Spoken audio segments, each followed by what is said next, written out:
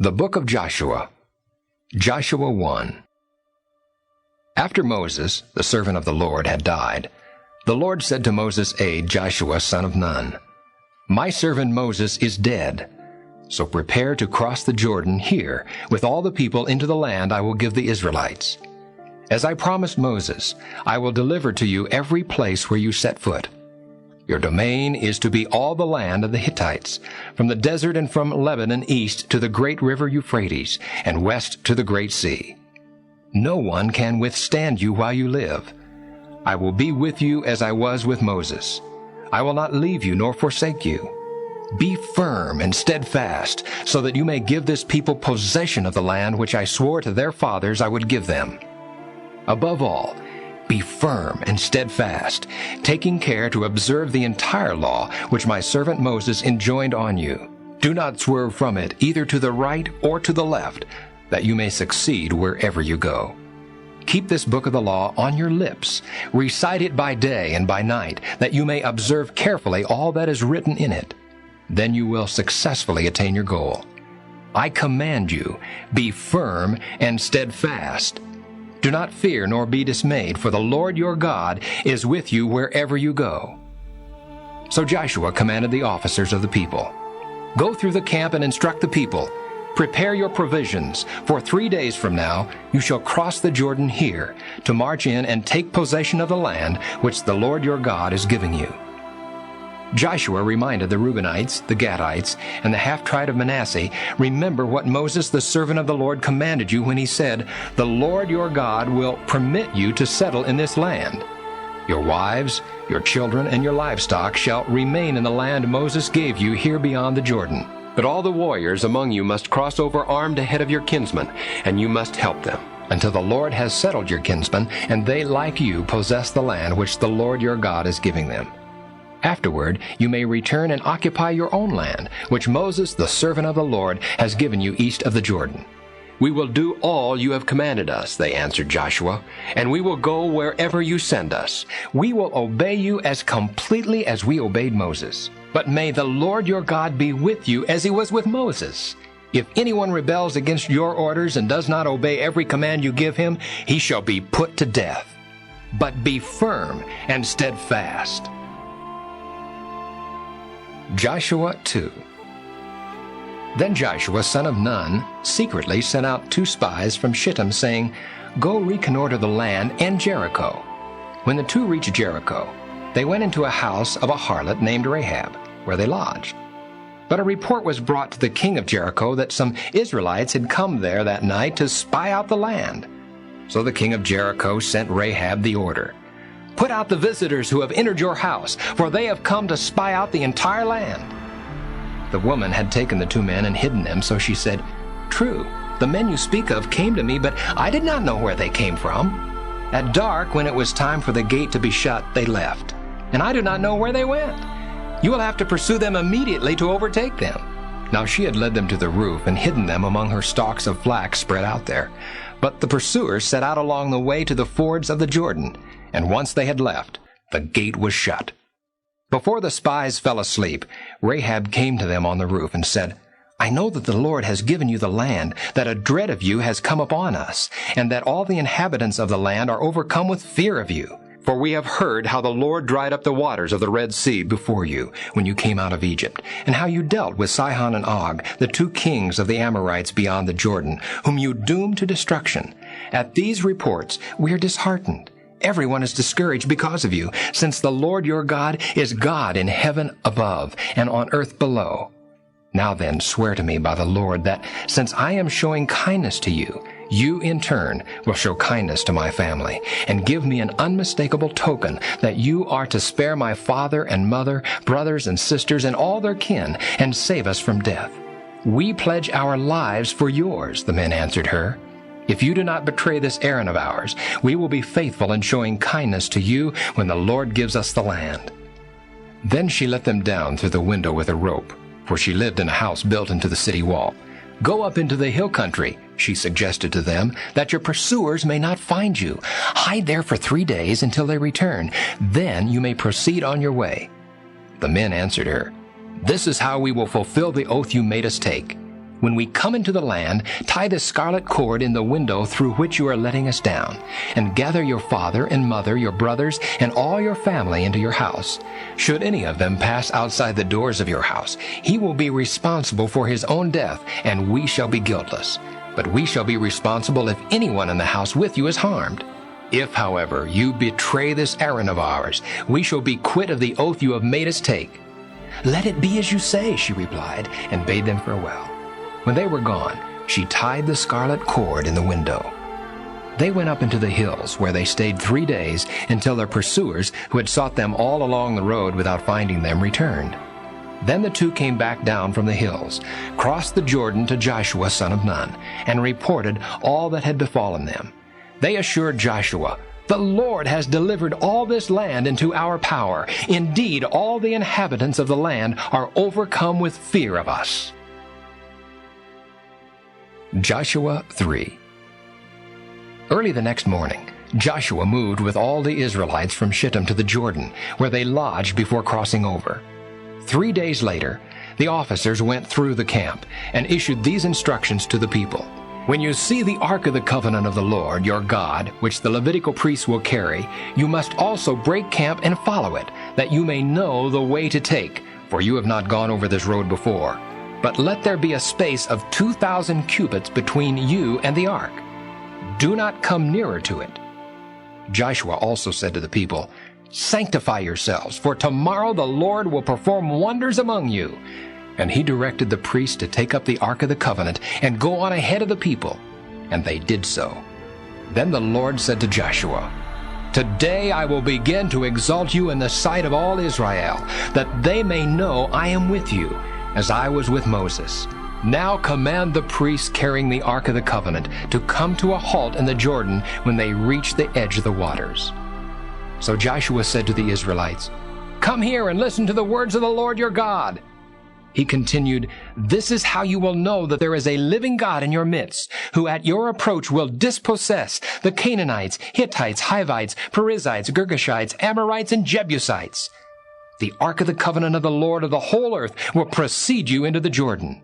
Now choose 12 men, one from each of the tribes of Israel. When the soles of the feet of the priests carrying the ark of the Lord of the whole earth, touch the water of the Jordan, it will cease to flow, for the water flowing down from upstream will halt in a solid bank." The people struck their tents to cross the Jordan, with the priests carrying the ark of the covenant ahead of them. No sooner had these priestly bearers of the ark waded into the waters at the edge of the Jordan, which overflows all its banks during the entire season of the harvest, than the waters flowing from upstream halted, backing up in a solid mass for a very great distance indeed, from Adam, a city in the direction of Zarethan, while those flowing downstream toward the salt sea of the Arabah disappeared entirely. Thus the people crossed over opposite Jericho. While all Israel crossed over on dry ground, the priests carrying the ark of the covenant of the Lord remained motionless on dry ground in the bed of the Jordan until the whole nation had completed the passage. Joshua 4. After the entire nation had crossed the Jordan, the Lord said to Joshua, "Choose 12 men from the people, one from each tribe, and instruct them to take up 12 stones from this spot in the bed of the Jordan where the priests have been standing motionless. Carry them over with you, and place them where you are to stay tonight." Summoning the 12 men who he had selected from among the Israelites, one from each tribe, Joshua said to them, "Go to the bed of the Jordan in front of the ark of the Lord your God. Lift to your shoulders 1 stone apiece, so that they will equal in number the tribes of the Israelites. In the future, these are to be a sign among you. When your children ask you what these stones mean to you, you will answer them, 'The waters of the Jordan ceased to flow before the ark of the covenant of the Lord when it crossed the Jordan.' Thus these stones are to serve as a perpetual memorial to the Israelites." The 12 Israelites did as Joshua had commanded. They took up as many stones from the bed of the Jordan as there were tribes of the Israelites, and carried them along to the campsite, where they placed them according to the Lord's direction. Joshua also had 12 stones set up in the bed of the Jordan on the spot where the priests stood who were carrying the ark of the covenant. They are there to this day. The priests carrying the ark remained in the bed of the Jordan until everything had been done that the Lord had commanded Joshua to tell the people. The people crossed over quickly, and when all had reached the other side, the ark of the Lord, borne by the priests, also crossed to its place in front of them. The Reubenites, Gadites, and half-tribe of Manasseh, armed, marched in the vanguard of the Israelites as Moses had ordered. About 40,000 troops equipped for battle passed over before the Lord to the plains of Jericho. That day the Lord exalted Joshua in the sight of all Israel, and thenceforth during his whole life they respected him as they had respected Moses. Then the Lord said to Joshua, "Command the priests carrying the Ark of the Commandments to come up from the Jordan." Joshua did so, and when the priests carrying the Ark of the Covenant of the Lord had come up from the bed of the Jordan, as the soles of their feet regained the dry ground, the waters of the Jordan resumed their course, and as before, overflowed all its banks. The people came up from the Jordan on the 10th day of the first month, and camped in Gilgal on the eastern limits of Jericho. At Gilgal, Joshua set up the 12 stones which had been taken from the Jordan, saying to the Israelites, "In the future, when the children among you ask their fathers what these stones mean, you shall inform them, Israel crossed the Jordan here on dry ground. For the Lord your God dried up the waters of the Jordan in front of you until you crossed over, just as the Lord your God had done at the Red Sea, which he dried up in front of us until we crossed over, in order that all the peoples of the earth may learn that the hand of the Lord is mighty, and that you may fear the Lord your God forever." Joshua 5. When all the kings of the Amorites to the west of the Jordan, and all the kings of the Canaanites by the sea heard that the Lord had dried up the waters of the Jordan before the Israelites until they crossed over, they were disheartened and lost courage at their approach. On this occasion the Lord said to Joshua, "Make flint knives and circumcise the Israelite nation for the second time." So Joshua made flint knives and circumcised the Israelites at Gibeath Haraloth. Under these circumstances, of all the people who came out of Egypt, every man of military age had died in the desert during the journey after they left Egypt. Though all of the men who came out were circumcised, none of those born in the desert during the journey after the departure from Egypt were circumcised. Now the Israelites had wandered 40 years in the desert until all the warriors among the people that came forth from Egypt died off because they had not obeyed the command of the Lord. For the Lord swore that he would not let them see the land flowing with milk and honey, which he had promised their fathers he would give us. It was the children whom he raised up in their stead, whom Joshua circumcised. For these were yet with foreskins, not having been circumcised on the journey. When the rite had been performed, the whole nation remained in camp, where they were until they recovered. Then the Lord said to Joshua, "Today I have removed the reproach of Egypt from you." Therefore the place is called Gilgal to the present day. While the Israelites were encamped at Gilgal on the plains of Jericho, they celebrated the Passover on the evening of the 14th of the month. On the day after the Passover, they ate of the produce of the land in the form of unleavened cakes and parched grain. On that same day, after the Passover on which they ate of the produce of the land, the manna ceased. No longer was there manna for the Israelites, who that year ate of the yield of the land of Canaan. While Joshua was near Jericho, he raised his eyes and saw one who stood facing him, drawn sword in hand. Joshua went up to him and asked, "Are you one of us or of our enemies?" He replied, "Neither. I am the captain of the host of the Lord, and I have just arrived." Then Joshua fell prostrate to the ground in worship and said to him, "What has my Lord to say to his servant?" The captain of the host of the Lord replied to Joshua, "Remove your sandals from your feet, for the place on which you are standing is holy." And Joshua obeyed. Joshua 6. Now Jericho was in a state of siege because of the presence of the Israelites, so that no one left or entered. And to Joshua the Lord said, "I have delivered Jericho and its king into your power. Have all the soldiers circle the city, marching once around it. Do this for 6 days, with 7 priests carrying ram's horns ahead of the ark. On the 7th day, march around the city 7 times, and have the priests blow the horns. When they give a long blast on the ram's horns, and you hear that signal, all the people shall shout aloud. the wall of the city will collapse, and they will be able to make a frontal attack. Summoning the priests, Joshua, son of Nun, then ordered them to take up the Ark of the Covenant with 7 of the priests carrying ram's horns in front of the Ark of the Lord. And he ordered the people to proceed in a circle around the city, with the picked troops marching ahead of the Ark of the Lord. At this order they proceeded, with the 7 priests who carried the ram's horns before the Lord blowing their horns, and the Ark of the Covenant of the Lord following them. In front of the priests with the horns marched the picked troops. The rear guard followed the ark, and the blowing of the horns was kept up continually as they marched. But the people had been commanded by Joshua not to shout or make any noise or outcry until he gave the word. Only then were they to shout. So he had the Ark of the Lord circle the city, going once around it, after which they returned to camp for the night. Early the next morning, Joshua had the priests take up the Ark of the Lord. The 7 priests bearing the ram's horns marched in front of the Ark of the Lord, blowing their horns. Ahead of these marched the picked troops, while the rear guard followed the Ark of the Lord, and the blowing of horns was kept up continually. On this second day, they again marched around the city once, before returning to camp. And for 6 days in all, they did the same. On the 7th day, beginning at daybreak, they marched around the city 7 times in the same manner. On that day only did they march around the city 7 times. The 7th time around, the priests blew the horns, and Joshua said to the people, "Now shout, for the Lord has given you the city and everything in it. It is under the Lord's ban. Only the harlot Rahab and all who are in the house with her are to be spared, because she hid the messengers we sent. But be careful not to take in your greed anything that is under the ban, else you will bring upon the camp of Israel this ban and the misery of it. All silver and gold and the articles of bronze or iron are sacred to the Lord. They shall be put in the treasury of the Lord." As the horns blew, the people began to shout. When they heard the signal horn, they raised a tremendous shout. The wall collapsed, and the people stormed the city in a frontal attack and took it.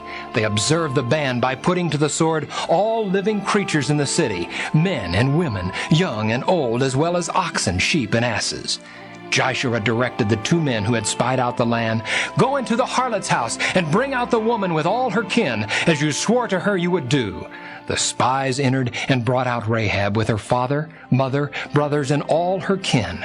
Her entire family they led forth and placed them outside the camp of Israel. The city itself they burned with all that was in it, except the silver, gold, and articles of bronze and iron, which were placed in the treasury of the house of the Lord. Because Rahab the harlot had hidden the messengers whom Joshua had sent to reconnoiter Jericho, Joshua spared her with her family and all her kin, who continue in the midst of Israel to this day. On that occasion, Joshua imposed the oath, "Cursed before the Lord be the man who attempts to rebuild this city Jericho. He shall lose his firstborn when he lays its foundation, and he shall lose his youngest son when he sets up its gates." Thus the Lord was with Joshua, so that his fame spread throughout the land. Joshua 7.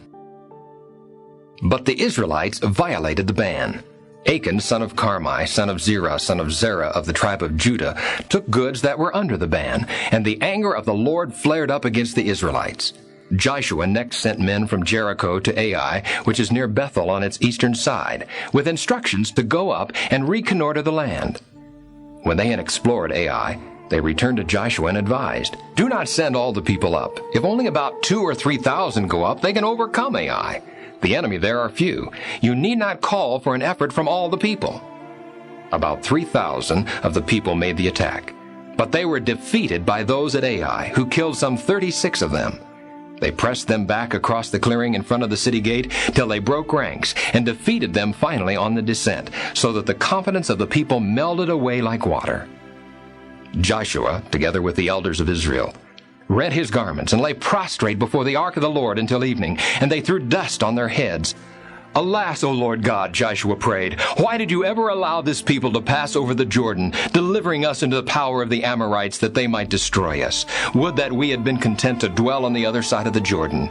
Pray, Lord, what can I say now that Israel has turned its back to its enemies? When the Canaanites and the other inhabitants of the land hear of it, they will close in around us and efface our name from the earth.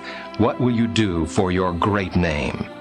The Lord replied to Joshua, "Stand up, Why are you lying prostrate? Israel has sinned. They have violated the covenant which I enjoined on them. They have stealthily taken goods subject to the ban, and have deceitfully put them in their baggage. If the Israelites cannot stand up to their enemies, but must turn their back to them, it is because they are under the ban. I will not remain with you unless you remove from among you whoever has incurred the ban. Rise, sanctify the people. Tell them to sanctify themselves before tomorrow for the Lord. The God of Israel says, you are under the ban, O Israel. You cannot stand up to your enemies until you remove from among you whoever has incurred the ban. In the morning you must present yourselves by tribes. The tribe which the Lord designates shall come forward by clans. The clan which the Lord designates shall come forward by families. The family which the Lord designates shall come forward one by one. He who is designated as having incurred the ban shall be destroyed by fire with all that is his, because he has violated the covenant of the Lord and has committed a shameful crime in Israel. Early the next morning, Joshua had Israel come forward by tribes, and the tribe of Judah was designated. Then he had the clans of Judah come forward, and the clan of Zerah was designated. He had the clan of Zerah come forward by families, and Zabdi was designated. Finally he had the family come forward one by one, and Achan, son of Carmi, son of Zabdi, son of Zerah, of the tribe of Judah, was designated. Joshua said to Achan, my son, give to the Lord, the God of Israel, glory and honor by telling me what you have done. Do not hide it from me. Achan answered Joshua, I have indeed sinned against the Lord, the God of Israel. This is what I have done. Among the spoils I saw a beautiful Babylonian mantle, 200 shekels of silver, and a bar of gold, 50 shekels in weight. In my greed I took them. They are now hidden in the ground inside my tent, with the silver underneath. The messengers whom Joshua sent hastened to the tent and found them hidden there, with the silver underneath. They took them from the tent, brought them to Joshua and all the Israelites, and spread them out before the Lord. Then Joshua and all Israel took Achan son of Zerah with the silver, the mantle, and the bar of gold, and with his sons and daughters, his ox, his ass, and his sheep, his tent, and all his possessions, and led them off to the valley of Achor. Joshua said, The Lord bring upon you today the misery with which you have afflicted us. And all Israel stoned him to death, and piled a great heap of stones over him, which remains to the present day. Then the anger of the Lord relented. That is why the place is called the Valley of Achor to this day. Joshua 8. The Lord then said to Joshua, Do not be afraid or dismayed. Take all the army with you, and prepare to attack Ai. I have delivered the king of Ai into your power with his people, city, and land. Do to Ai and its king what you did to Jericho and its king, except that you may take its spoil and livestock as booty. Set an ambush behind the city. So Joshua and all the soldiers prepared to attack Ai. Picking out 30,000 warriors, Joshua sent them off by night with these orders. See that you ambush the city from the rear, at no great distance. Then all of you be on the watch. The rest of the people and I will come up to the city, and when they make a sortie against us, as they did the last time, we will flee from them. They will keep coming out after us until we have drawn them away from the city, for they will think we are fleeing from them as we did the last time. When this occurs, rise from ambush and take possession of the city which the Lord your God will deliver into your power. When you have taken the city, set it afire in obedience to the Lord's command. These are my orders to you. Then Joshua sent them away. They went to the place of ambush, taking up their position to the west of Ai toward Bethel. Joshua, however, spent that night in the plain. Early the next morning, Joshua mustered the army and went up to Ai at its head with the elders of Israel. When all the troops he led were drawn up in position before the city, they pitched camp north of Ai on the other side of the ravine. He took about 5,000 men and set them in ambush between Bethel and Ai west of the city. Thus the people took up their stations, with the main body north of the city and the ambush west of it, and Joshua waited overnight among his troops. The king of Ai saw this, and he and all his army came out very early in the morning to engage Israel in battle at the descent toward the Arabah, not knowing that there was an ambush behind the city. Joshua and the main body of the Israelites fled in seeming defeat toward the desert, till the last of the soldiers in the city had been called out to pursue them. Since they were drawn away from the city, with every man engaged in this pursuit of Joshua and the Israelites, not a soldier remained in Ai or Bethel, and the city was open and unprotected.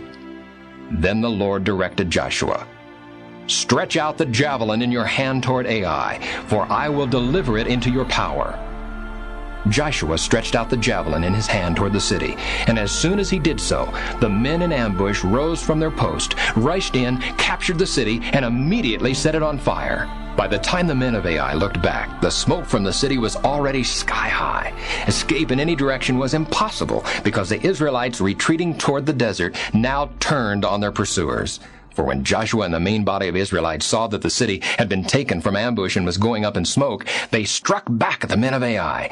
Since those in the city came out to intercept them, the men of Ai were hemmed in by Israelites on either side, who cut them down without any fugitives or survivors except the king, whom they took alive and brought to Joshua.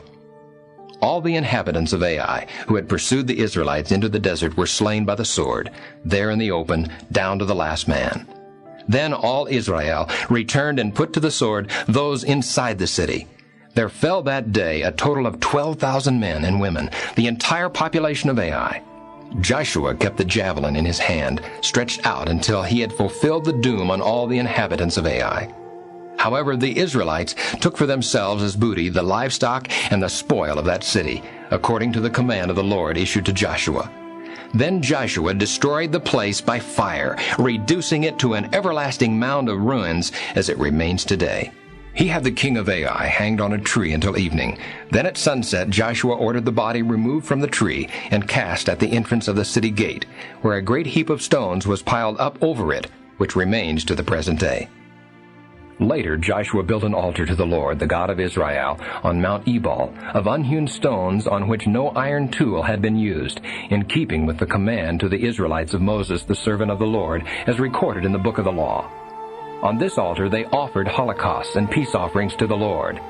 There, in the presence of the Israelites, Joshua inscribed upon the stones a copy of the law written by Moses, and all Israel, stranger and native alike, with their elders, officers, and judges, stood on either side of the ark, facing the Levitical priests who were carrying the ark of the covenant of the Lord. Half of them were facing Mount Gerizim and half Mount Ebal, thus carrying out the instructions of Moses, the servant of the Lord, for the blessing of the people of Israel on this first occasion. Then were read aloud all the words of the law, the blessings and the curses, exactly as written in the book of the law. Every single word that Moses had commanded, Joshua read aloud to the entire community, including the women and children and the strangers who had accompanied Israel. Joshua 9. When the news reached the kings west of the Jordan in the mountain regions and in the foothills, and all along the coast of the Great Sea as far as Lebanon, Hittites, Amorites, Canaanites, Perizzites, Hivites, and Jebusites, they all formed an alliance to launch a common attack against Joshua and Israel. On learning what Joshua had done to Jericho and Ai, the inhabitants of Gibeon put into effect a device of their own. They chose provisions for a journey, making use of old sacks for their asses and old wineskins torn and mended. They wore old patched sandals and shabby garments, and all the bread they took was dry and crumbly. Thus they journeyed to Joshua in the camp at Gilgal, where they said to him and to the men of Israel, "We have come from a distant land to propose that you make an alliance with us." But the men of Israel replied to the Hivites, "You may be living in land that is ours. How then can we make an alliance with you?" But they answered Joshua, "We are your servants." Then Joshua asked them, "Who are you? Where do you come from?" They answered him, "Your servants have come from a far-off land because of the fame of the Lord your God, for we have heard reports of all that he did in Egypt, and all that he did to the two kings of the Amorites beyond the Jordan, Sihon, king of Heshbon, and Og, king of Bashan, who lived in Ashtaroth." So our elders and all the inhabitants of our country said to us, "Take along provisions for the journey, and go to meet them. Say to them, 'We are your servants. We propose that you make an alliance with us.' This bread of ours was still warm when we brought it from home as provisions the day we left to come to you, but now it is dry and crumbled. Here are our wineskins, which were new when we filled them, but now they are torn. Look at our garments and sandals, which are worn out from the very long journey." Then the Israelite princes partook of their provisions without seeking the advice of the Lord. So Joshua made an alliance with them and entered into an agreement to spare them, which the princes of the community sealed with an oath. 3 days after the agreement was entered into, the Israelites learned that these people were from nearby and would be living in Israel. The 3rd day on the road, the Israelites came to their cities of Gibeon, Chephirah, Beroth, and Kirath-jearim, but did not attack them, because the princes of the community had sworn to them by the Lord, the God of Israel. When the entire community grumbled against the princes, these all remonstrated with the people. "We have sworn to them by the Lord, the God of Israel, and so we cannot harm them. Let us therefore spare their lives, and so deal with them that we shall not be punished for the oath we have sworn to them." Thus the princes recommended that they be let live as hewers of wood and drawers of water for the entire community, and the community did as the princes advised them. Joshua summoned the Gibeonites and said to them, "Why did you lie to us and say that you lived at a great distance from us, when you will be living in our very midst? For this are you accursed. Every one of you shall always be a slave, hewers of wood and drawers of water, for the house of my God." They answered Joshua, "Your servants were fully informed of how the Lord your God commanded his servant Moses that you be given the entire land, and that all its inhabitants be destroyed before you. Since therefore at your advance we were in great fear for our lives, we acted as we did. And now that we are in your power, do with us what you think fit and right." Joshua did what he had decided. While he saved them from being killed by the Israelites, at the same time he made them, as they still are, hewers of wood and drawers of water for the community and for the altar of the Lord in the place of the Lord's choice. Joshua 10. Now Adonizedek, king of Jerusalem, heard that, in the capture and destruction of Ai, Joshua had done to that city and its king as he had done to Jericho and its king. He heard also that the inhabitants of Gibeon had made their peace with Israel, remaining among them, and that there was great fear abroad because Gibeon was large enough for a royal city, larger even than the city of Ai, and all its men were brave. So Adonizedek, king of Jerusalem, sent for Hoham, king of Hebron, Piram, king of Jarmuth, Japhia, king of Lachish, and Debir, king of Eglon, to come to his aid for an attack on Gibeon, since it had concluded peace with Joshua and the Israelites. The 5 Amorite kings of Jerusalem, Hebron, Jarmuth, Lachish, and Eglon, united all their forces and marched against Gibeon, where they took up siege positions. Thereupon the men of Gibeon sent an appeal to Joshua in his camp at Gilgal. "Do not abandon your servants. Come up here quickly and save us. Help us, because all the Amorite kings of the mountain country have joined forces against us." So Joshua marched up from Gilgal with his picked troops and the rest of his soldiers. Meanwhile the Lord said to Joshua, "Do not fear them, for I have delivered them into your power. Not one of them will be able to withstand you." And when Joshua made his surprise attack upon them after an all-night march from Gilgal, the Lord threw them into disorder before him. The Israelites inflicted a great slaughter on them at Gibeon, and pursued them down the Beth-horon slope, harassing them as far as Azekah and Makkedah. While they fled before Israel the descent from Beth-horon, the Lord hurled great stones from the sky above them all the way to Azekah, killing many. More died from these hailstones than the Israelites slew with the sword. On this day, when the Lord delivered up the Amorites to the Israelites, Joshua prayed to the Lord, and said in the presence of Israel, "Stand still, O sun at Gibeon, O moon in the valley of Ajalon." And the sun stood still, and the moon stayed, while the nation took vengeance on its foes. Is this not recorded in the book of Jashar? The sun halted in the middle of the sky. Not for a whole day did it resume its swift course. Never before or since was there a day like this, when the Lord obeyed the voice of a man, for the Lord fought for Israel. Then Joshua and all Israel returned to the camp at Gilgal. Meanwhile, the 5 kings who had fled hid in a cave at Makkedah. When Joshua was told that the 5 kings had been discovered hiding in a cave at Makkedah, he said, "Roll large stones to the mouth of the cave and post men over it to guard them, but do not remain there yourselves. Pursue your enemies and harry them in the rear. Do not allow them to escape to their cities, for the Lord your God has delivered them into your power." Once Joshua and the Israelites had finally inflicted the last blows in this very great slaughter, and the survivors had escaped from them into the fortified cities, all the army returned safely to Joshua and the camp at Makkedah, no man uttering a sound against the Israelites. Then Joshua said, "Open the mouth of the cave and bring out those 5 kings to me." Obediently they brought out to him from the cave the 5 kings of Jerusalem, Hebron, Jarmuth, Lachish, and Eglon.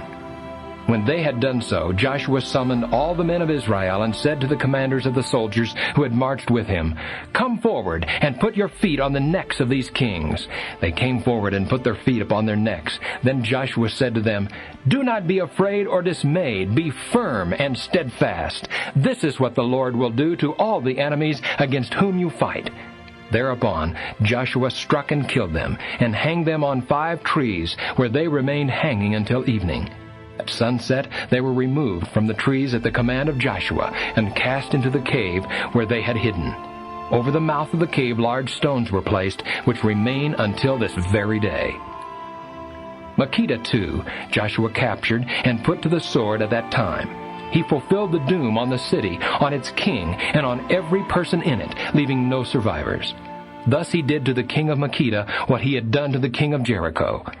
Joshua then passed on with all Israel from Makkedah to Libnah, which he attacked. Libnah also, with its king, the Lord delivered into the power of Israel. He put it to the sword with every person there, leaving no survivors. Thus he did to its king what he had done to the king of Jericho. Joshua next passed on with all Israel from Libnah to Lachish, where they set up a camp during the attack. The Lord delivered Lachish into the power of Israel, so that on the second day Joshua captured it and put it to the sword with every person in it, just as he had done to Libnah.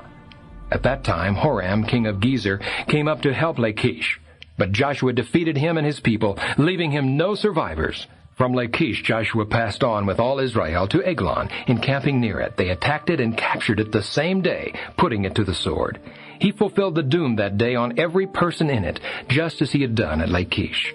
From Eglon Joshua went up with all Israel to Hebron, which they attacked and captured. They put it to the sword with its king, all its towns, and every person there, leaving no survivors, just as Joshua had done to Eglon. He fulfilled the doom on it and on every person there. Then Joshua and all Israel turned back to Debir and attacked it, capturing it with its king and all its towns. They put them to the sword and fulfilled the doom on every person there, leaving no survivors. Thus was done to Debir and its king what had been done to Hebron, as well to Libnah and its king. Joshua conquered the entire country, the mountain regions, the Negeb, the foothills, and the mountain slopes with all their kings. He left no survivors, but fulfilled the doom on all who lived there, just as the Lord, the God of Israel, had commanded.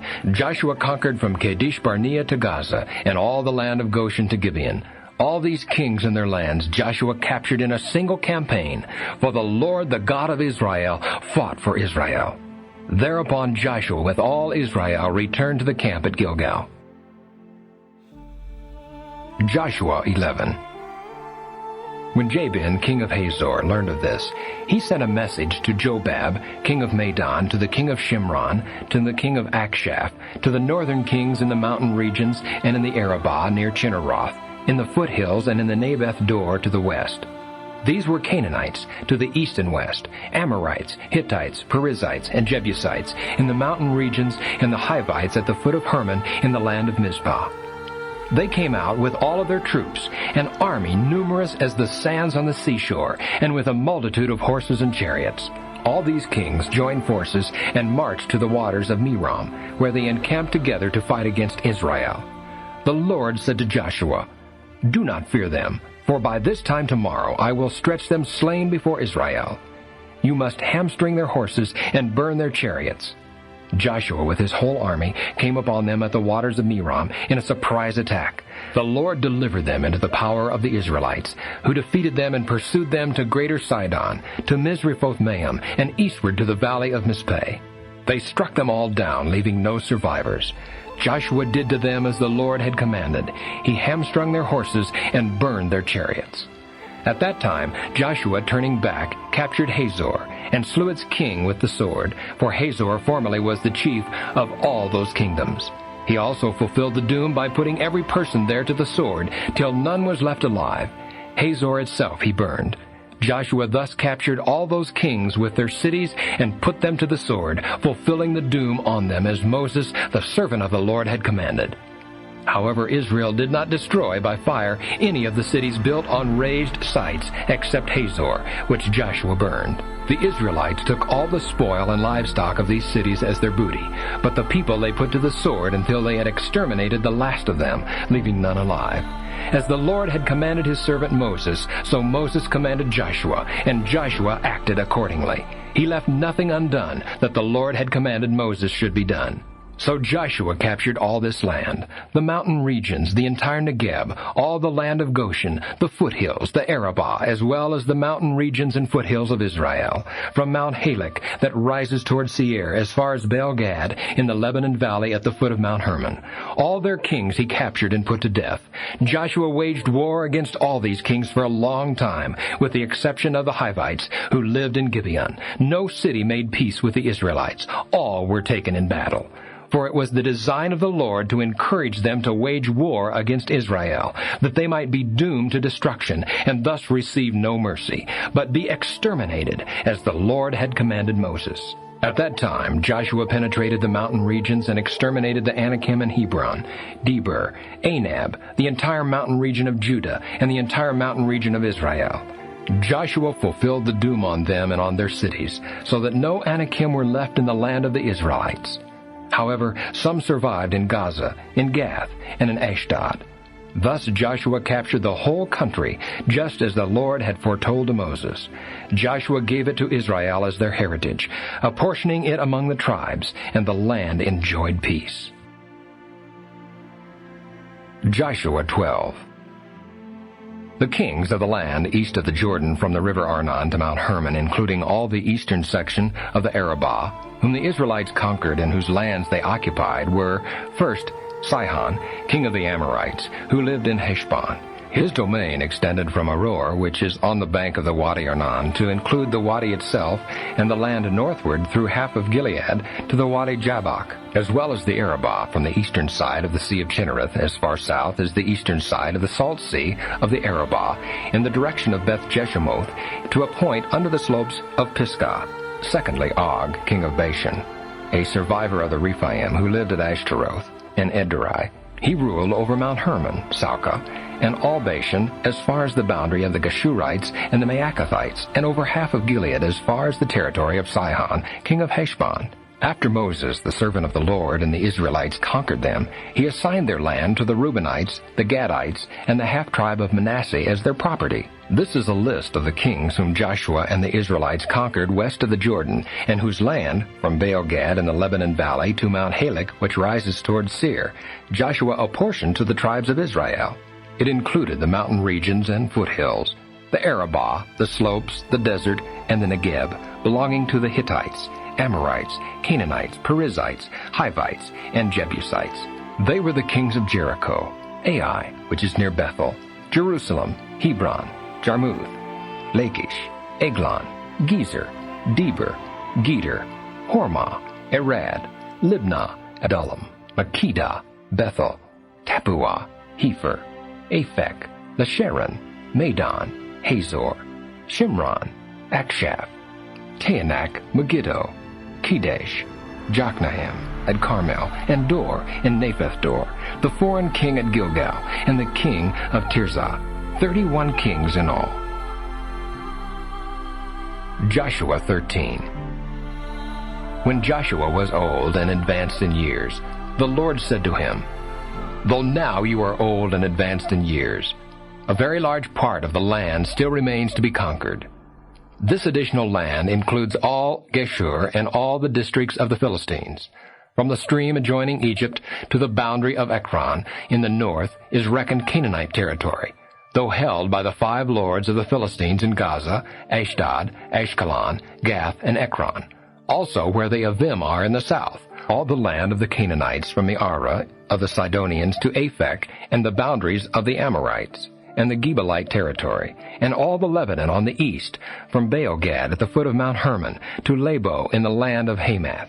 At the advance of the Israelites, I will drive out all of the Sidonian inhabitants of the mountain regions between Lebanon and the Misrephoth-Maim.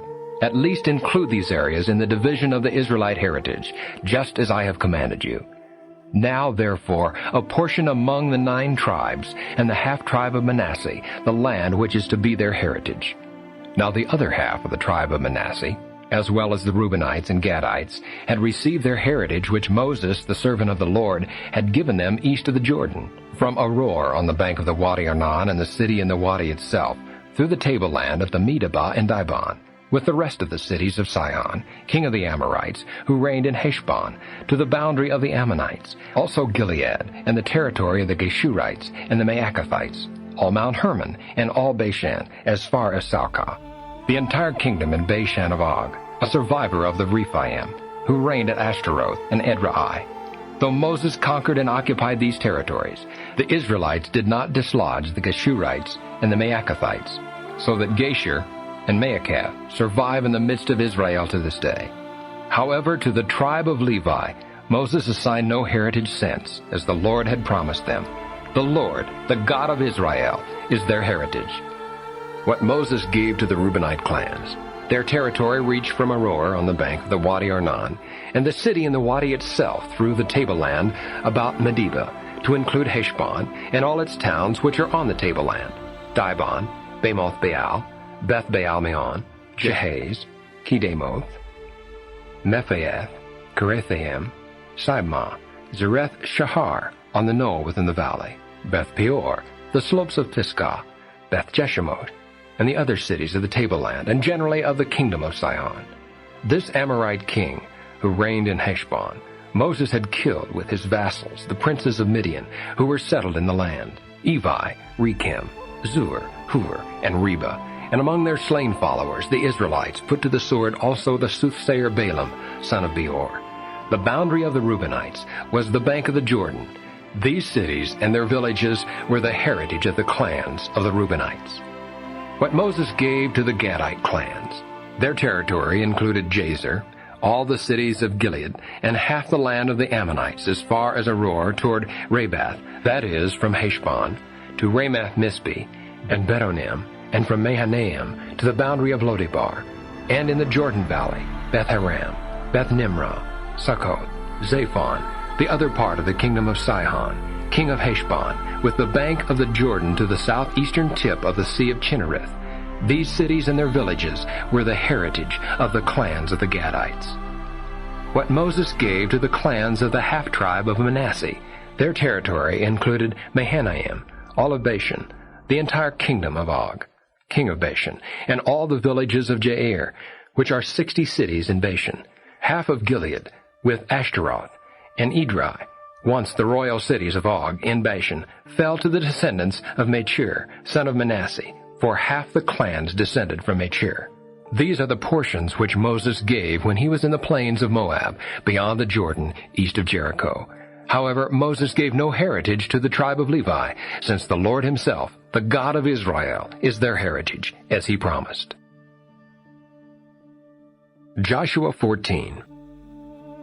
Here follow the portions which the Israelites received in the land of Canaan. Eleazar the priest, Joshua son of Nun, and the heads of families in the tribes of the Israelites determined their heritage by lot, in accordance with the instructions the Lord had given through Moses concerning the remaining 9.5 tribes. For to 2.5 tribes Moses had already given a heritage beyond the Jordan. And though the Levites were given no heritage among the tribes, the descendants of Joseph formed 2 tribes, Manasseh and Ephraim. The Levites themselves received no share of the land except cities to live in, with their pasture lands for the cattle and flocks. Thus, in apportioning the land, did the Israelites carry out the instructions of the Lord to Moses.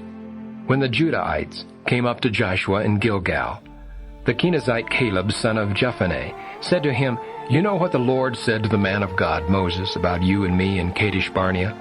I was 40 years old when the servant of the Lord Moses sent me from Kadesh Barnea to reconnoiter the land, and I brought back to him a conscientious report. My fellow scouts who went up with me discouraged the people, but I was completely loyal to the Lord my God. On that occasion Moses swore this oath, 'The land where you have set foot shall become your heritage, and that of your descendants forever, because you have been completely loyal to the Lord my God.' Now, as he promised, The Lord has preserved me while Israel was journeying through the desert for the 45 years since the Lord spoke thus to Moses. And although I am now 85 years old, I am still as strong today as I was the day Moses sent me forth, with no less vigor whether for war or for ordinary tasks. Give me therefore this mountain region, which the Lord promised me that day, as you yourself heard. True, the Anakim are there, with large fortified cities. But if the Lord is with me, I shall be able to drive them out as the Lord promised. Joshua blessed Caleb, son of Jephunneh, and gave him Hebron as his heritage. Therefore Hebron remains the heritage of the Kenizzite Caleb, son of Jephunneh, to the present day, because he was completely loyal to the Lord, the God of Israel. Hebron was formerly called Kiriath Arba, for Arba, the greatest among the Anakim, and the land enjoyed peace. Joshua 15. The lot for the clans of the Judahite tribe fell in the extreme south toward the boundary of Edom, the desert of Zin in the Negeb. The boundary there ran from the bay that forms the southern end of the Salt Sea, southward below the pass of Akrabim, across through Zin, up to a point south of Kadesh Barnea, across to Hezron, and up to Adar. From there, looping around Karka, it crossed to Asmon, and there joined the Wadi of Egypt before coming out of the sea. This is your southern boundary. The eastern boundary was the Salt Sea as far as the mouth of the Jordan. The northern boundary climbed from the bay where the Jordan meets the sea up to Beth Hogla, and ran north of Beth Arabah, up to Eben Bohan ben Reuben. Thence it climbed to Deber, north of the Vale of Acre, in the direction of the Gilgal that faces the pass of Adummon, on the south side of the Wadi. From there it crossed to the waters of En-Shemesh, and emerged at En-Rogel, climbing again to the valley of Ben-Hinnom, on the southern flank of the Jebusites, that is, Jerusalem. The boundary rose to the top of the mountain at the northern end of the valley of Rephaim, which bounds the valley of Hinnom on the west. From the top of the mountain, it ran to the fountain of waters of Nephtoah, extended to the cities of Mount Ephron, and continued to Bela, or Kiriath Jearim. From Bela, the boundary curved westward to Mount Seir, and passed north of the ridge of Mount Jearim, that is, Cheshalon. Thence it descended to Beth Shemesh, and ran across to Timnah. It then extended along the northern flank of Ekron, continued through Shekeron, and across to Mount Bela, thence to include Jabneel, before it came out at the sea. The western boundary was the great sea and its coast. This was the complete boundary of the clans of the Judahites.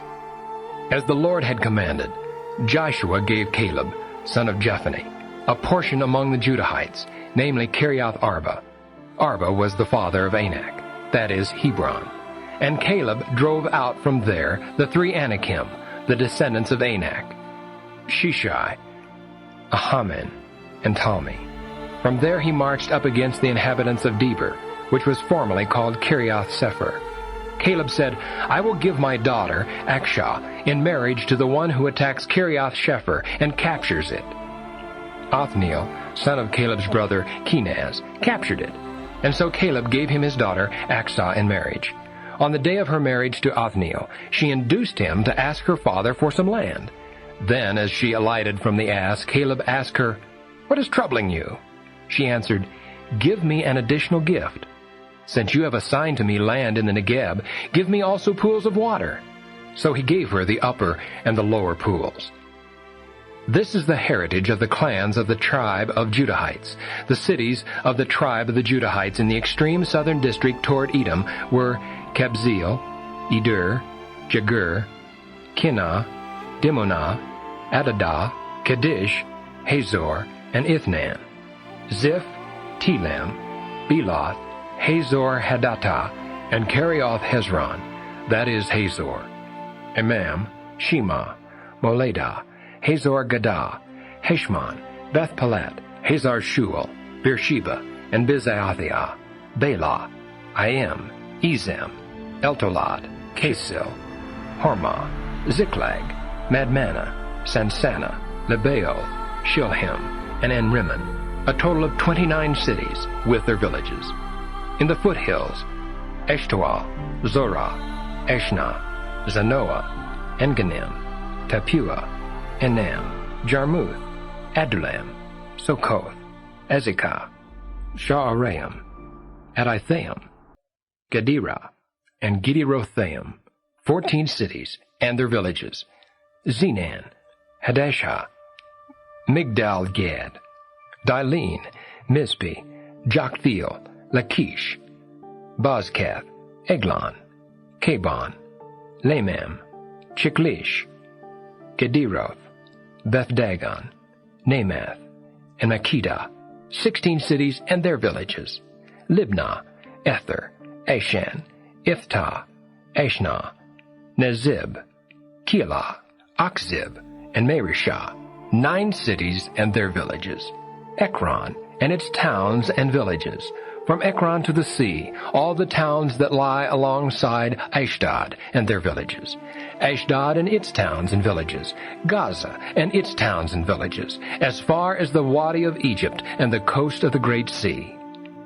In the mountain regions, Shamir, Jatir, Succoth, Danah, Kiriath Sanah, that is Deber, Anab, Eshtemoth, Anim, Goshen, Holon, Gilo, 11 cities and their villages, Arab, Dumah, Ashan, Janim, Beth Tapua, Aphekah, Humtah, Kiriath Arba, that is Hebron, and Zior, 9 cities and their villages, Maon, Carmel, Ziph, Jetah, Jezreel, Jokdeam, Zanoah, Cain, Gibeath, and Timnah, 10 cities and their villages, Halhul, Beth-zur, Gedor, Ma'erath, Bethanoth, and Elkatan, 6 cities and their villages, Tekoa, Ephrathah, that is Bethlehem, Peor, Etam, Kulam, Tatam, Zors,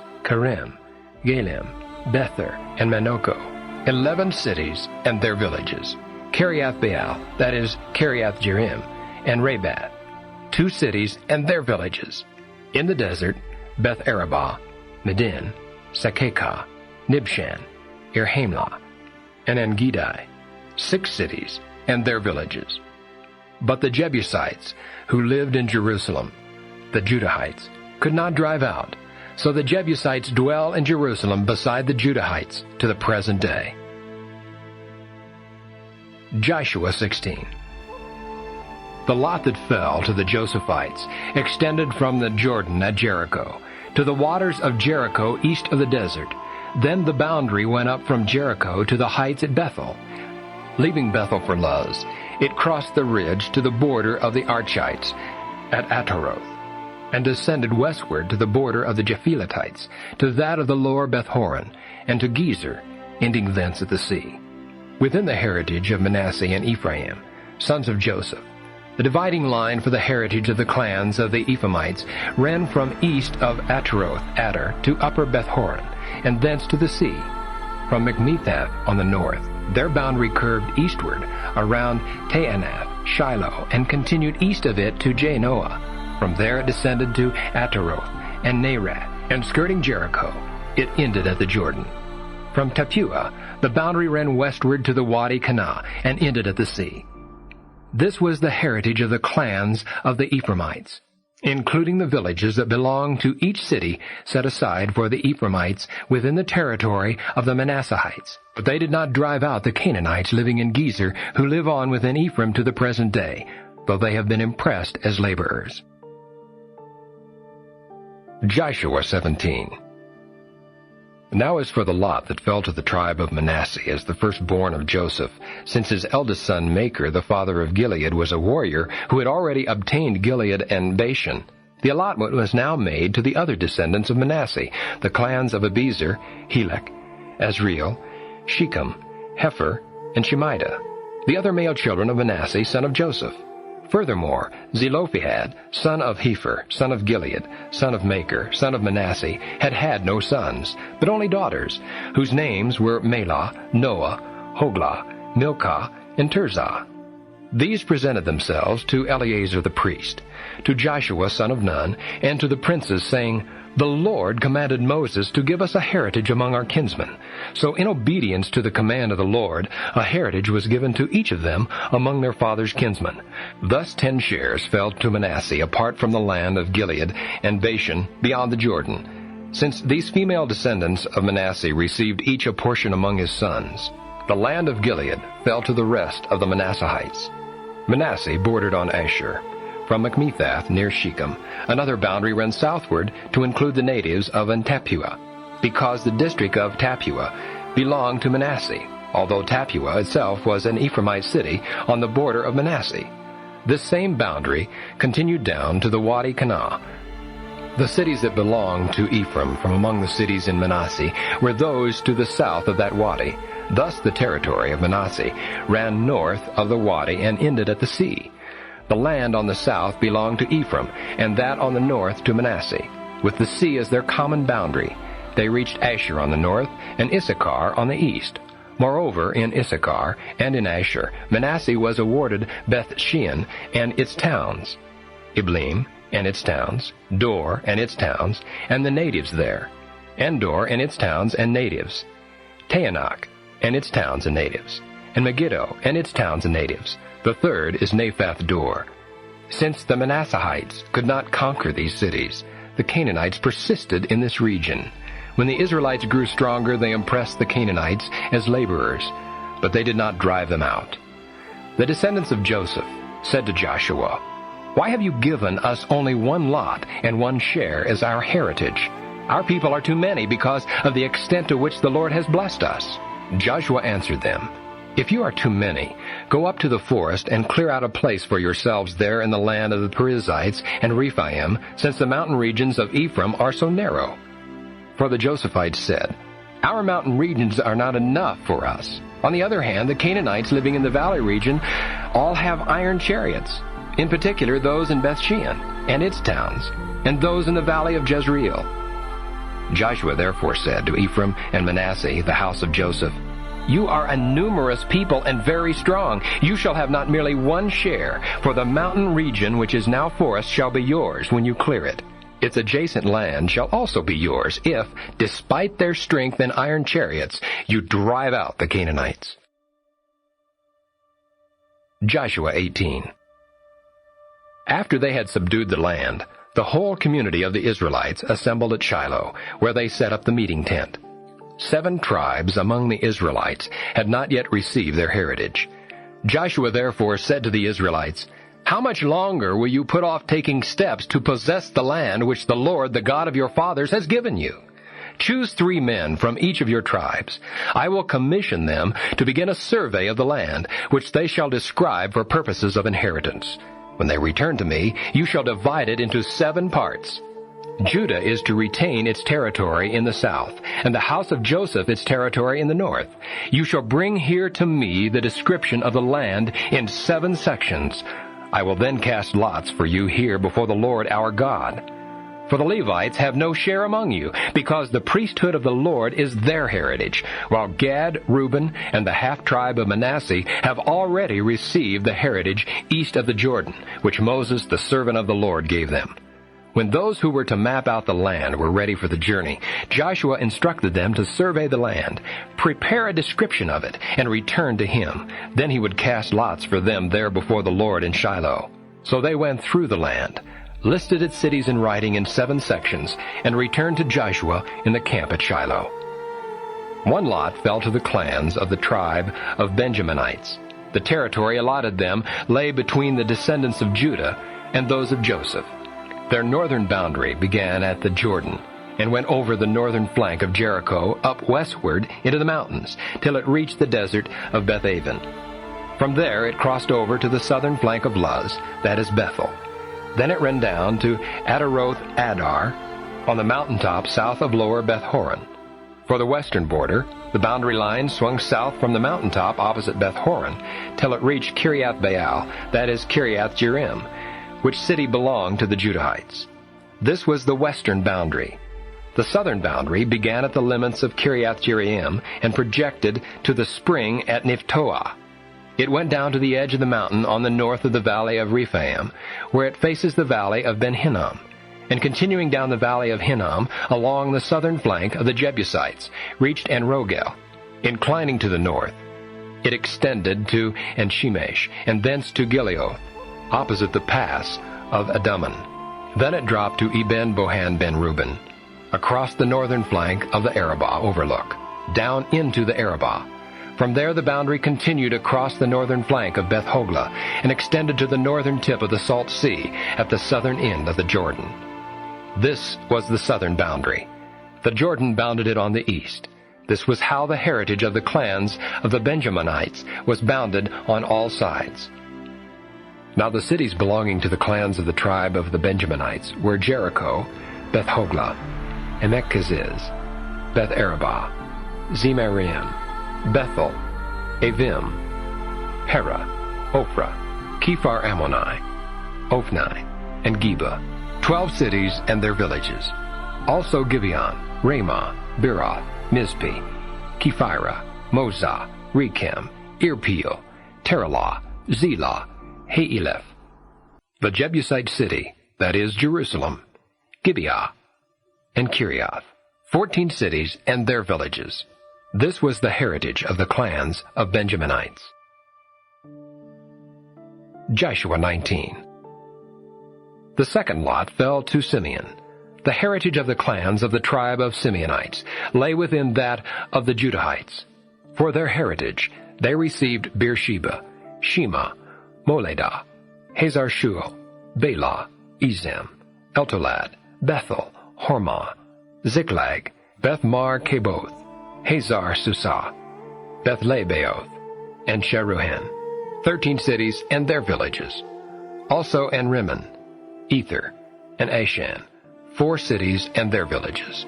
Besides all the villages around these cities as far as Baalath-Beer, that is Ramoth Negeb. This was the heritage of the clans of the tribe of the Simeonites. This heritage of the Simeonites was within the confines of the Judahites, for since the portion of the latter was too large for them, the Simeonites obtained their heritage within it. The third lot fell to the clans of the Zebulunites. The limit of their heritage was at Sarid. Their boundary went up west, and through Meriel, reaching Dabasheth, and the wadi that is near Jokneam. From Sarid eastward it ran to the district of Chisloth-Tabor, on to Daberath, and up to Japhia. From there it continued eastward to Gath-Hepher, and to Eth-Kazin, extended to Rimmon, and turned to Neah. Skirting north of Hanathon, the boundary ended at the valley of Iphtahel. Thus with Katath, Nahalal, Shimron, Idalah, and Bethlehem, there were 12 cities and their villages to comprise the heritage of the clans of the Zebulunites. The fourth lot fell to Issachar. The territory of the clans of the Issacharites included Jezreel, Kesuloth, Shunem, Hapharam, Shion, and Naharath, Rabbith, Kishon, Ebez, Rameth, and Ganim, and Haddah, and Beth-Pazzez. The boundary reached Tabor, Shahazumah, and Beth-Shemesh, ending at the Jordan. These 16 cities and their villages were the heritage of the clans of the Issacharites. The fifth lot fell to the clans of the tribe of the Asherites. Their territory included Helkath, Haley, Betan, Akshaph, Alamelech, Amad, and Mishal, and reached Carmel on the west and Shihor-Libnath. In the other direction, it ran eastward of Beth-Dagon, reached Zebulun, and the valley of Iphtahel. Then north of Beth-Emek and Neiel, it extended to Kabul, Mishal, Abdon, Rehob, Hammon, and Canaan, near Greater Sidon. Then the boundary turned back to Ramah, and to the fortress city of Tyre. Thence it cut back to Hosah, and ended at the sea. Thus with Mahalab, Aksib, Ammah, Akko, Aphek, and Rehob, there were 22 cities and their villages to comprise the heritage of the clans of the tribe of the Asherites. The sixth lot fell to the Naphtalites. The boundary of the clans of the Naphtalites extended from Heleph, from the oak at Zananim, to Lakum, including Adami-Nekeb, and Jabneel, and ended at the Jordan. In the opposite direction, westerly, it ran through Aznoth-Tabor, and from there extended to Hukkok. It touched Zebulun on the south, Asher on the west, and the Jordan on the east. The fortified cities were Ziddim, Zer, Hamath, Rakhath, Kinnereth, Adamah, Ramah, Hazor, Kadesh, Edrei, and Hazor, Huron, Migdalel, Horem, Bethanath, and Beth Shemesh, 19 cities and their villages, to comprise the heritage of the clans of the tribe of the Naphtalites. The seventh lot fell to the clans of the tribe of the Danites. Their heritage was the territory of Zorah, Eshtaol, Irshemesh, She'elabin, Ajalon, Ithlah, Elon, Timnah, Ekron, Eltico, Gibbethon, Beelath, Jehud, Bnei Barak, Gathrimmon, Mijarkon, and Rakkon, with the coast at Joppa. But the territory of the Danites was too small for them, so the Danites marched up and attacked Leshem, which they captured and put to the sword. Once they had taken possession of Leshem, they renamed the settlement after their ancestor Dan. These cities and their villages were the heritage of the clans of the tribe of the Danites. When the last of them had received the portions of the land they were to inherit, the Israelites assigned a heritage in their midst to Joshua son of Nun. In obedience to the command of the Lord, they gave him the city which he requested, Timnath-Serah, in the mountain region of Ephraim. He rebuilt the city and made it his home. These are the final portions into which Eleazar the priest, Joshua son of Nun, and the heads of families and the tribes of the Israelites divided the land by lot in the presence of the Lord at the door of the meeting tent in Shiloh. Joshua 20. The Lord said to Joshua, "Tell the Israelites to designate the cities of which I spoke to them through Moses, to which one guilty of accidental and unintended homicide may flee for asylum from the avenger of blood. To one of these cities the killer shall flee, and standing at the entrance of the city gate he shall plead his case before the elders, who must receive him and assign him a place in which to live among them. Though the avenger of blood pursues him, they are not to deliver up the homicide who slew his fellow man unintentionally and not out of previous hatred. Once he has stood judgment before the community, he shall live on in that city till the death of the high priest who is in office at the time. Then the killer may go back home to his own city from which he fled." So they set apart Kadesh in Galilee in the mountain region of Naphtali, Shechem in the mountain region of Ephraim, and Kiriath Arba, that is Hebron, in the mountain region of Judah. And beyond the Jordan east of Jericho they designated Bezer on the open tableland in the tribe of Reuben, Ramoth in Gilead in the tribe of Gad, and Golan in Bashan in the tribe of Manasseh. These were the designated cities to which any Israelite or stranger living among them who had killed a person accidentally might flee to escape death at the hand of the avenger of blood until he could appear before the community. Joshua 21. The heads of the Levite families came up to Eleazar the priest, to Joshua son of Nun, and to the heads of families of the other tribes of the Israelites, at Shiloh in the land of Canaan, and said to them, "The Lord commanded through Moses that cities be given us to dwell in with pasture lands for our livestock." Out of their own heritage, in obedience to this command of the Lord, the Israelites gave the Levites the following cities with their pasture lands. When the first lot among the Levites fell to the clans of the Kohathites, the descendants of Aaron, the priest obtained 13 cities by lot from the tribes of Judah, Simeon, and Benjamin. The rest of the Kohathites obtained 10 cities by lot from the clans of the tribe of Ephraim, from the tribe of Dan, and from the half-tribe of Manasseh. The Gershonites obtained 13 cities by lot from the clans of the tribe of Issachar, from the tribe of Asher, from the tribe of Naphtali, and from the half-tribe of Manasseh. The clans of the Merarites obtained 12 cities from the tribes of Reuben, Gad, and Zebulun. These cities with their pasture lands the Israelites allotted to the Levites in obedience to the Lord's command through Moses. From the tribes of the Judahites and Simeonites, they designated the following cities, and assigned them to the descendants of Aaron in the Kohathite clan of the Levites, since the first lot fell to them, first Kiriath Arba. Arba was the father of Anak, that is Hebron, in the mountain region of Judah, with the adjacent pasture lands, although the open country and villages belonging to the city had been given to Caleb, son of Jephunneh, as his property. Thus, to the descendants of Aaron, the priest, were given the city of asylum for homicides at Hebron, with its pasture lands, also Libnah with its pasture lands, Jeter with its pasture lands, Eshtemoa with its pasture lands, Holon with its pasture lands, Deber with its pasture lands, Ashan with its pasture lands, Jattah with its pasture lands, and Beth Shemesh with its pasture lands. 9 cities from the 2 tribes mentioned. From the tribe of Benjamin they obtained the 4 cities of Gibeon with its pasture lands, Geba with its pasture lands, Anathoth with its pasture lands, and Almon with its pasture lands. These cities, which with their pasture lands belonged to the priestly descendants of Aaron, were 13 in all. The rest of the Kohathite clans among the Levites obtained by lot from the tribe of Ephraim 4 cities.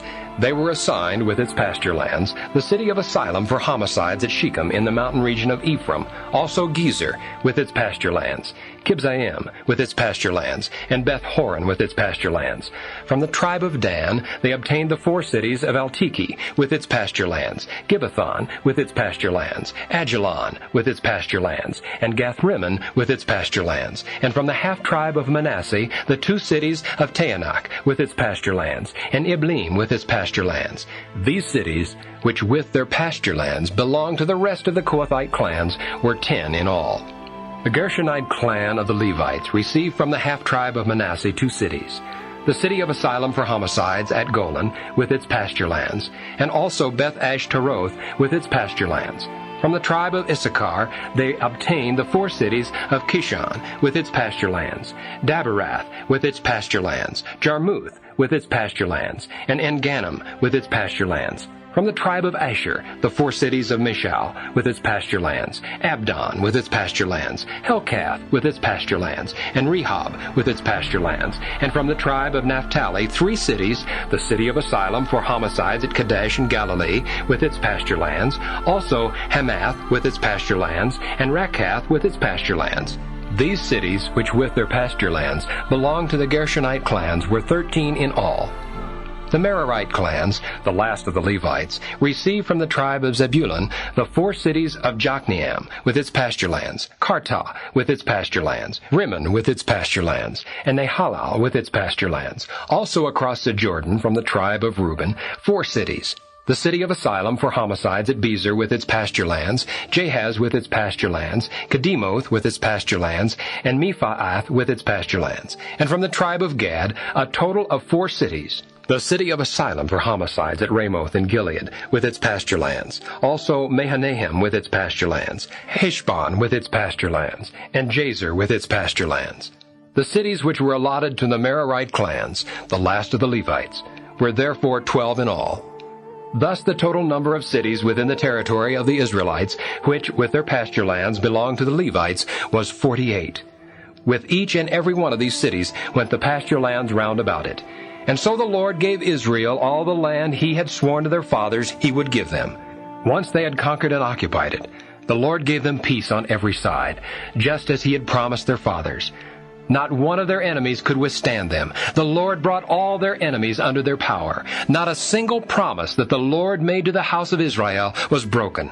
Every one was fulfilled. Joshua 22. At that time Joshua summoned the Reubenites, the Gadites, and the half-tribe of Manasseh, and said to them, "You have done all that Moses the servant of the Lord commanded you, and have obeyed every command I gave you. For many years now you have not once abandoned your kinsmen, but have faithfully carried out the commands of the Lord your God.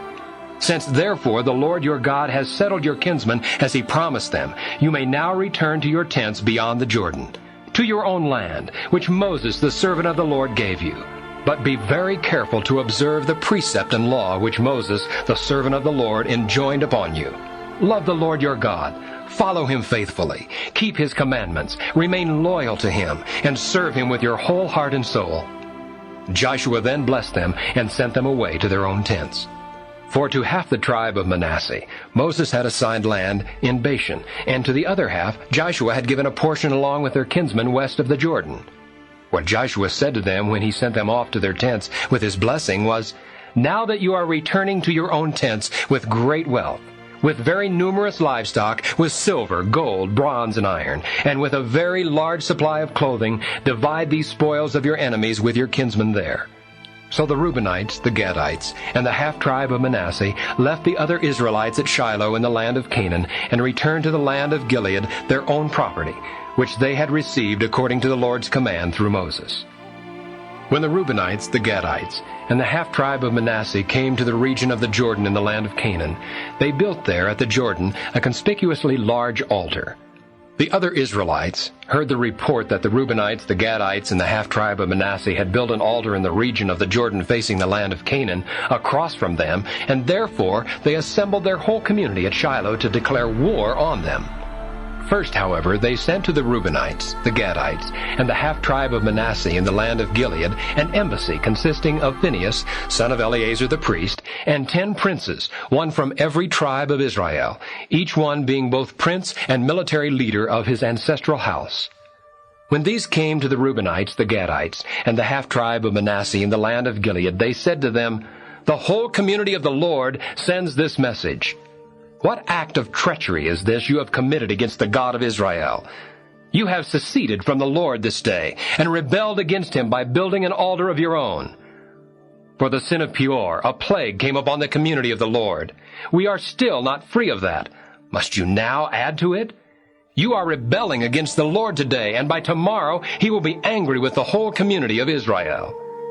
If you consider the land you now possess unclean, cross over to the land the Lord possesses, where the dwelling of the Lord stands, and share that with us. But do not rebel against the Lord, nor involve us in rebellion, by building an altar of your own in addition to the altar of the Lord our God." When Achan son of Zerah violated the ban, did not wrath fall upon the entire community of Israel? Though he was but a single man, he did not perish alone for his guilt. The Reubenites, the Gadites, and the half-tribe of Manasseh replied to the military leaders of the Israelites, "The Lord is the God of gods. The Lord, the God of gods, knows, and Israel shall know. If now we have acted out of rebellion or treachery against the Lord our God, and if we have built an altar of our own to secede from the Lord, or to offer holocausts, grain offerings, or peace offerings upon it, the Lord himself will exact the penalty. We did it rather out of our anxious concern, lest in the future your children should say to our children, 'What have you to do with the Lord, the God of Israel? For the Lord has placed the Jordan as a boundary between you and us. You descendants of Reuben and Gad have no share in the Lord. Thus your children would prevent ours from revering the Lord.' So we decided to guard our interests by building this altar of our own, not for holocausts or for sacrifices, but as evidence for you on behalf of ourselves and our descendants that we have the right to worship the Lord in his presence with our holocausts, sacrifices, and peace offerings. Now in the future, your children cannot say to our children, 'You have no share in the Lord.' Our thought was that if in the future they should speak thus to us or to our descendants, we could answer, 'Look at the model of the altar of the Lord which our fathers made, not for holocausts or for sacrifices, but to witness between you and us. Far be it from us to rebel against the Lord, or to secede now from the Lord by building an altar for holocaust, grain offering, or sacrifice, in addition to the altar of the Lord our God, which stands before his dwelling." When Phinehas the priest and the princes of the community, the military leaders of the Israelites, heard what the Reubenites, the Gadites, and the Manassehites had to say, they were satisfied. Phinehas, son of Eleazar the priest, said to the Reubenites, the Gadites, and the Manassehites, "Now we know that the Lord is with us. Since you have not committed this act of treachery against the Lord, you have kept the Israelites free from punishment by the Lord." Phinehas, son of Eleazar the priest, and the princes returned from the Reubenites, the Gadites, in the land of Gilead to the Israelites in the land of Canaan, and reported the matter to them. The report satisfied the Israelites, who blessed God and decided against declaring war on the Reubenites and Gadites, or ravaging the land they occupied. The Reubenites and the Gadites gave the altar its name as a witness among them that the Lord is God. Joshua 23. Many years later, after the Lord had given the Israelites rest from all their enemies round about them, and when Joshua was old and advanced in years, he summoned all Israel, including their elders, leaders, judges, and officers, and said to them, "I am old and advanced in years. You have seen all that the Lord your God has done for you against all these nations, for it has been the Lord your God himself who fought for you. Bear in mind that I have apportioned among your tribes as their heritage the nations that survive, as well as those I destroyed, between the Jordan and the great sea in the west. The Lord your God will drive them out and dislodge them at your approach, so that you will take possession of their land as the Lord your God promised you. Therefore, strive hard to observe and carry out all that is written in the book of the law of Moses, not straying from it in any way, or mingling with these nations while they survive among you. You must not invoke their gods, or swear by them, or serve them, or worship them. But you must remain loyal to the Lord your God, as you have been to this day. At your approach, the Lord has driven out large and strong nations, and to this day no one has withstood you. One of you puts to flight 1,000, because it is the Lord your God himself who fights for you as he promised you. Take great care, however, to love the Lord your God. For if you ever abandon him, and ally yourselves with the remnant of these nations while they survive among you, by intermarrying and intermingling with them, know for certain that the Lord your God will no longer drive these nations out of your way. Instead, there will be a snare and a trap for you, a scourge for your sides and thorns for your eyes, until you perish from this good land which the Lord your God has given you. Today, as you see, I am going the way of all men. So now acknowledge with your whole heart and soul that not one of all the promises the Lord your God made to you has remained unfulfilled. Every promise has been fulfilled for you, with not one single exception. But just as every promise the Lord your God made to you has been fulfilled for you, so will he fulfill every threat, even so far as to exterminate you from this good land which the Lord your God has given you. If you transgress the covenant of the Lord your God, which he enjoined on you, serve other gods and worship them, the anger of the Lord will flare up against you, and you will quickly perish from the good land which he has given you.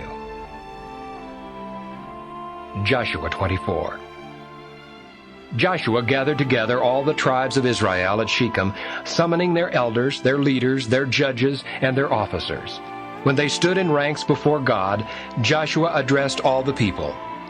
Thus says the Lord, the God of Israel, in times past your fathers down to Terah, father of Abraham, and Nahor, dwelt beyond the river and served other gods. But I brought your father Abraham from the region beyond the river, and led him through the entire land of Canaan. I made his descendants numerous, and gave him Isaac. To Isaac I gave Jacob and Esau. To Esau I assigned the mountain region of Seir, in which to settle, while Jacob and his children went down to Egypt. Then I sent Moses and Aaron, and smote Egypt with the prodigies which I wrought in her midst. Afterward I led you out of Egypt, and when you reached the sea, the Egyptians pursued your fathers to the Red Sea with chariots and horsemen. Because they cried out to the Lord, he put darkness between your people and the Egyptians, upon whom he brought the sea so that it engulfed them. After you witnessed what I did to Egypt, and dwelt a long time in the desert, I brought you into the land of the Amorites, who lived east of the Jordan. They fought against you, but I delivered them into your power. You took possession of the land, and I destroyed them, the 2 kings of the Amorites before you. Then Balak son of Zippor, king of Moab, prepared to war against Israel. He summoned Balaam, son of Beor, to curse you, but I would not listen to Balaam. On the contrary, he had to bless you, and I saved you from him. Once you crossed the Jordan and came to Jericho, the men of Jericho fought against you, but I delivered them also into your power. And I sent the hornets ahead of you, which drove them, the Amorites, Perizzites, Canaanites, Hittites, Girgashites, Hivites, and Jebusites, out of your way. It was not your sword or your bow. I gave you a land which you had not tilled, and cities which you had not built to dwell in. You have eaten of vineyards and olive groves which you did not plant. Now therefore fear the Lord and serve him completely and sincerely. Cast out the gods your fathers served beyond the river and in Egypt, and serve the Lord. If it does not please you to serve the Lord, decide today whom you will serve, the gods your fathers served beyond the river, or the gods of the Amorites in whose country you are dwelling. As for me and my household, we will serve the Lord. But the people answered, Far be it from us to forsake the Lord for the service of other gods. For it was the Lord our God who brought us and our fathers up out of the land of Egypt, out of a state of slavery. He performed those great miracles before our very eyes and protected us along our entire journey and among all the peoples through whom we passed. At our approach, the Lord drove out all the peoples, including the Amorites who dwelt in the land. Therefore we also will serve the Lord, for He is our God." Joshua in turn said to the people, "You may not be able to serve the Lord, for He is a holy God. He is a jealous God who will not forgive your transgressions or your sins. If after the good He has done for you, you forsake the Lord and serve strange gods, He will do evil to you and destroy you." But the people answered Joshua, "We will still serve the Lord." Joshua therefore said to the people, "You are your own witnesses that you have chosen to serve the Lord." They replied, "We are indeed. Now therefore put away the strange gods that are among you, and turn your hearts to the Lord, the God of Israel." Then the people promised Joshua, "We will serve the Lord our God and obey His voice." So Joshua made a covenant with the people that day, and made statutes and ordinances for them at Shechem, which he recorded in the book of the law of God. Then he took a large stone, and set it up there under the oak that was in the sanctuary of the Lord. And Joshua said to all the people, "This stone shall be our witness, for it has heard all the words which the Lord spoke to us. It shall be a witness against you, should you wish to deny your God." Then Joshua dismissed the people, each to his own heritage. After these events, Joshua son of Nun, servant of the Lord, died at the age of 110. He was buried within the limits of his heritage at Timnath-Serah, in the mountain region of Ephraim, north of Mount Gaash. Israel served the Lord during the entire lifetime of Joshua, and that of the elders who outlived Joshua and knew all that the Lord had done for Israel. The bones of Joseph, which the Israelites had brought up from Egypt, were buried in Shechem in the plot of ground Jacob had bought from the sons of Hamor, father of Shechem, for 100 pieces of money. This was a heritage of the descendants of Joseph. When Eleazar, son of Aaron, also died, he was buried on the hill which had been given to his son Phinehas in the mountain region of Ephraim.